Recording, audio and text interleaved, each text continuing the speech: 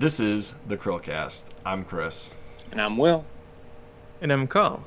And this is Throwback Thursday. And Carl, before we get into that topic, you want to tell everybody about yourself? Yeah, I am a small indie game reviewer, basically. I have my own podcast called Into Intermission. I have a show called Early Access Investigation, where I look at how early access titles present themselves and how they, if they are a viable option to invest in, and if they're a risk or not. And I do a lot of interviews with indie devs and ask them about their own game and why they did certain choices and so on. So yeah, that's what I have on the channel. I also have a few talking head videos where I just take one topic apart, and that's basically me. Yeah, that's all. So go check out Carl Lucas. He's our current guest on the podcast through tomorrow. Because today is Thursday if you're watching this. All right. Today, the Throwback Thursday topic is a game that I love and I've recently gotten Will into. It's Oceanhorn, which it was released on November 14th, 2013. So actually, this coming out on Thursday will be on the anniversary of the release of Oceanhorn. Did it right for once. It's like you planned that or something. I know, it's crazy. I got get the game to Will. Let Will play the game. Release the video on the anniversary. Exactly. Boom. Interesting. So, just to cover this game, it's one of the most popular Genius. indie iPhone games ever. It comes from a very small company called Corn Fox and Bros, produced by FDG Entertainment. It's got over 1 million downloads, and that was in 2014. So within a year of the release, it had 1 million downloads. It's actually got a sequel, a follow-up, Oceanhorn 2, Knights of the Lost Realm, which was released earlier this year. It's exclusive to Apple Arcade. I fully expect that to change over time. And I sure hope so. This game is basically available on any platform you can think of, except the Wii U. That's come out since 2012, essentially, right? You got it on the Vita. It's on the Switch. So 2 portable consoles. It's available on PS4. It's available on Xbox One. It's available on computers via Steam. It's available on iPhones, Androids, and probably some other various operating systems that I'm not even thinking of right now. A brick. Yeah, but it's literally 720. No. Just the 1020. The Lumia 1020. No. A potato. Yeah, probably. Orange. But as you can see by the styling in this video I've got playing next to us, this is like essentially a Zelda Light style game. And I think they do an extremely good job capturing what a Zelda game should be. And it even has voice acting, which is kind of jarring at first, but I feel like it gave the game a lot of character. It's so intense. You have these like colorful little characters, and suddenly like this deep voice is narrating. It's so good. Doesn't quite fit, but I love Oceanhorn. But compared one to the other, like compared Oceanhorn 1 to Oceanhorn 2, basically.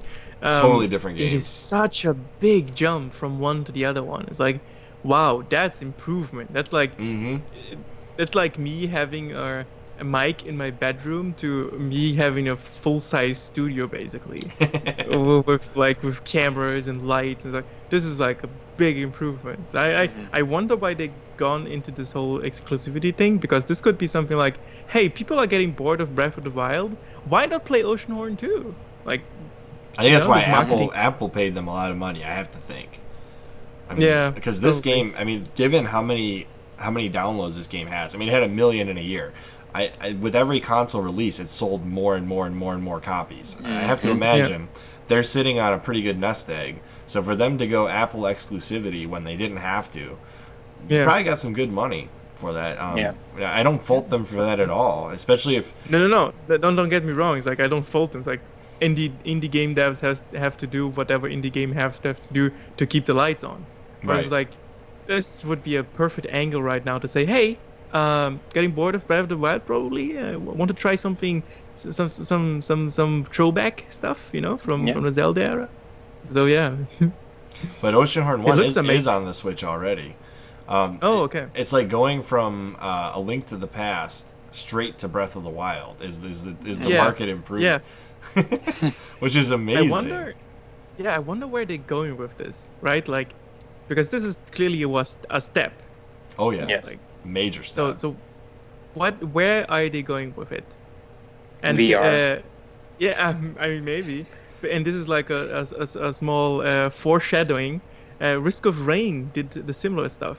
They were a Mm. 2D pixel game, and later, and now they are like a 3D roguelike, or Mhm. still a roguelike, but a 3D game right now. So yeah.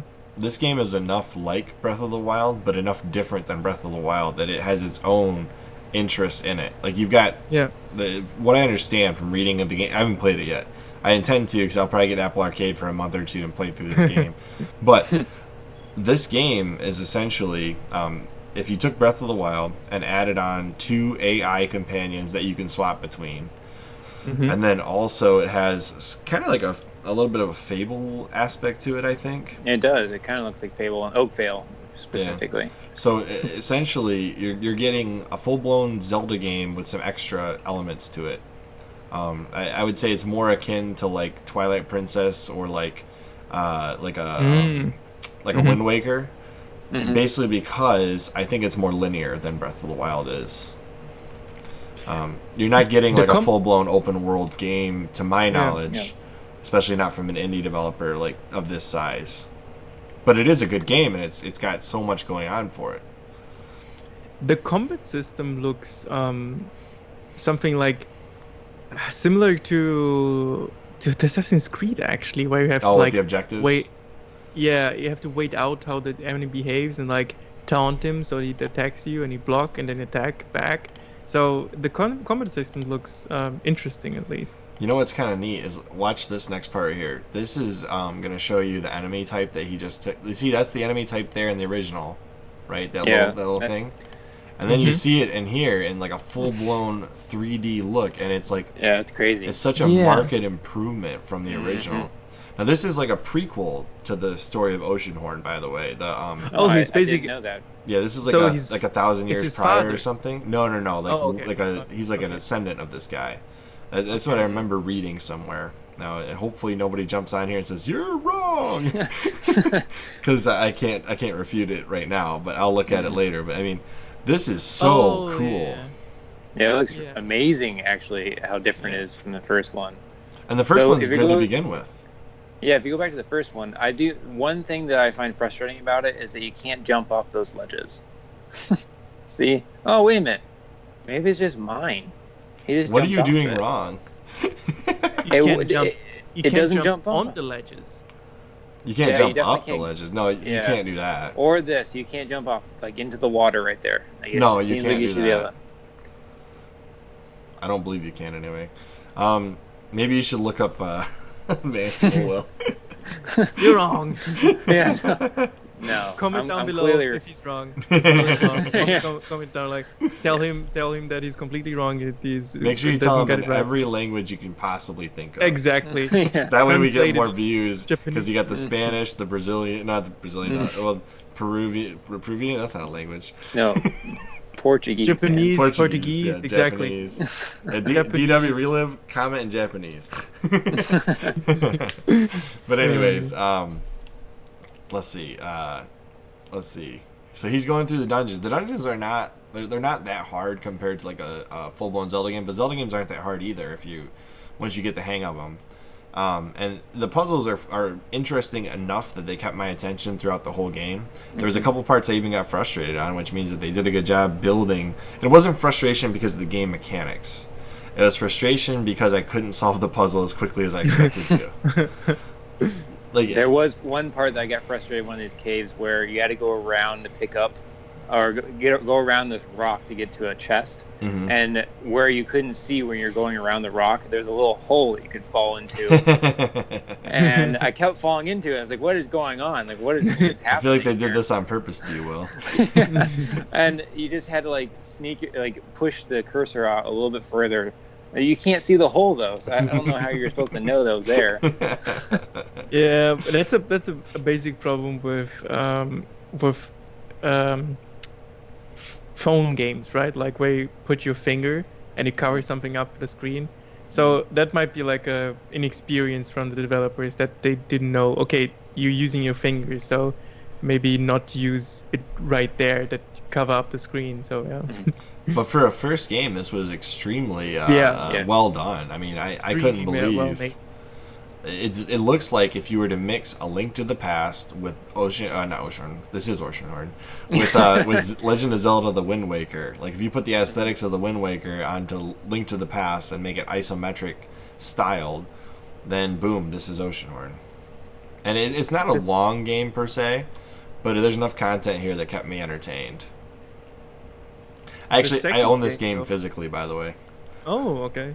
There's a limited run games put this out in physical form on the Vita, the PS4, and the Switch. In partnership with FDG Entertainment. Oh man, I wish physical copies were come back. Just can buy my games. I love physical copies. But no, I played this on my Vita, and it is one of the best looking Vita games on the Vita. Because it looks great. And I'm so happy they took the time to put it on the Vita. The only new release they got in 10 years. That cuts deep.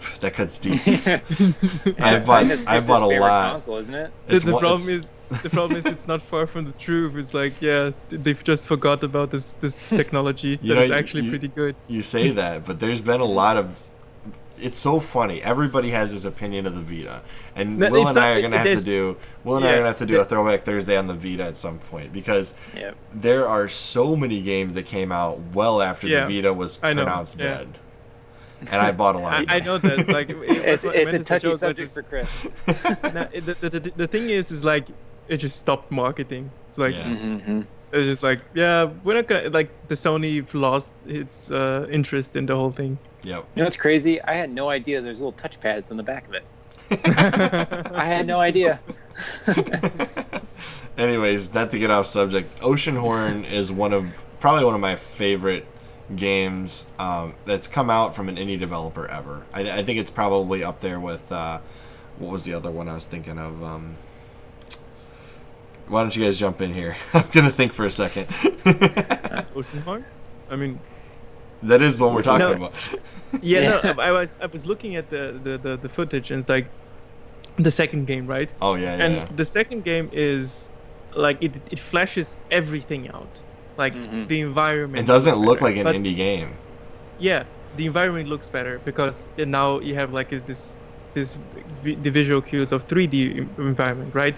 And if you compare Oceanhorn 1 and 2, it's like, oh, they basically ported Oceanhorn 1 into a 3D environment, and it looks like the same world, which oftentimes when indie developers do their second run, it looks completely different because they rehaul everything. Yeah. But this looks like, oh, if people played the first one, even though it's 3D, they're gonna feel at home with this one. Yeah. Just like Zelda, right? When Zelda made the transition from 2D to 3D, same thing. It still felt like Zelda. All the color schemes made sense. The world looked realistic. Well, not realistic, but it looked like it could be a legitimate translation from 2D to 3D. And that's what you have here. I do recommend that anybody who enjoys Zelda, who enjoys these type of games, go give Oceanhorn a shot. It's cheap. It's available on basically everything. And the company that made this is not very big, so every bit of support helps them to produce games like Oceanhorn 2 and Oceanhorn 1, which arguably are both great games. And hopefully Oceanhorn 2 will come to everything just like Oceanhorn 1 did. Yes. After the timed exclusivity with Apple. Because I can't imagine they got more than a year out of the timed exclusivity, which, to be honest, it's probably going to take them at least a year to develop for the other systems, because it took them a long time to release it on everything like they did. But it was well worth it. They made all their money back, I'm sure. I mean, they probably got money from Apple to be as an exclusive, so they basically they already made their earnings back, basically. So and now everything they earn on top of that is like probably, from what I know, from the Steam side, right? And when you have a producer or a publisher, they take 30% almost always flat, like 30% from the earnings go to them. when you put it on Steam, it's 30% publisher plus 30% Steam, so you're left with 40%. And if it's on Apple Arcade, probably they took just 30% instead of 60.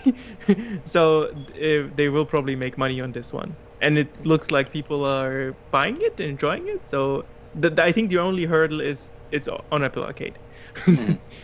I think like I said, I think at some point this is going to be a timed exclusivity deal.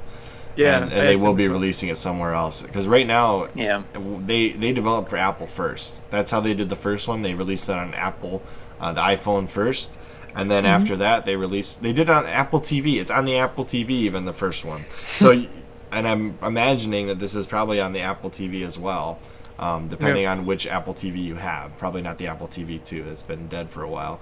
But overall, this exclusivity deal will probably allow them to produce and develop for other consoles in the meantime.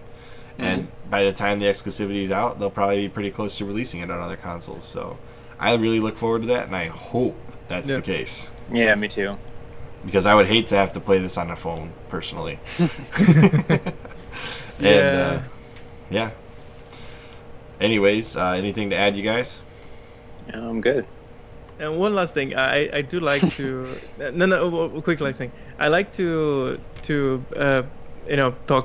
talk bad about publishers and so on, because I think they are just there to provide money for developers, but they do provide the service. Basically, they are responsible for the marketing side of the things.